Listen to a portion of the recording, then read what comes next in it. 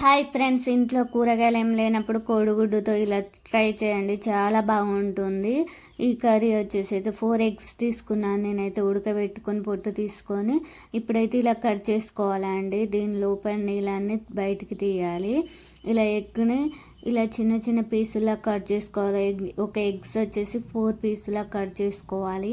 ఇలా కట్ చేసుకొని నీళ్ళం తీసి బయట పెట్టుకోవాలి. ఆనియన్స్ కట్ చేసుకోవాలి, చిన్న చిన్న కట్ చేసుకుంటే చాలా బాగుంటుంది. ఇప్పుడు వచ్చేసి అయితే కొంచెం ఆయిల్ వేసుకొని ఆనియన్స్ అయితే నేను ఇలా కట్ చేసుకున్నాను.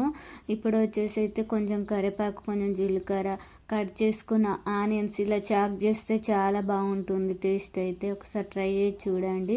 నేనైతే ఇది చేయడం ఫస్ట్ టైం అండి, చాలా బాగా కుదిరింది, నాకైతే చాలా నచ్చేసింది.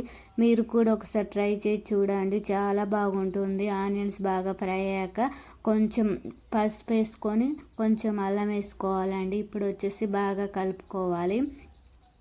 ఆనియన్స్ ఎంత ఫ్రై అయితే కూర అంత టేస్ట్గా ఉంటుందండి.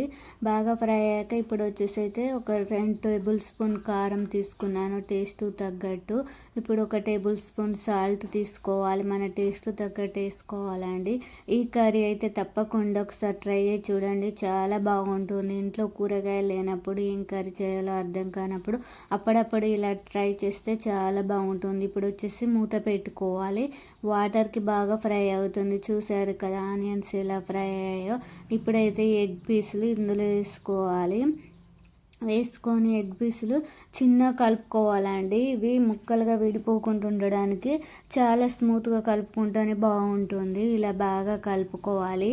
ఈ కారం ఈ కర్రీ మొత్తం ఈ ఎగ్స్కు పట్టేలా కలుపుకోండి. ఒకసారి అయితే ట్రై చేసి చూడండి, చాలా బాగా కుదిరింది. లాస్ట్ ఫైనల్ వచ్చేసి అయితే కొంచెం కొత్తిమీర వేసుకుంటే చాలా టేస్ట్గా ఉంటుంది. ఈ చిన్న వీడియో నచ్చినట్టయితే తప్పకుండా లైక్ చేయడం మర్చిపోవద్దు.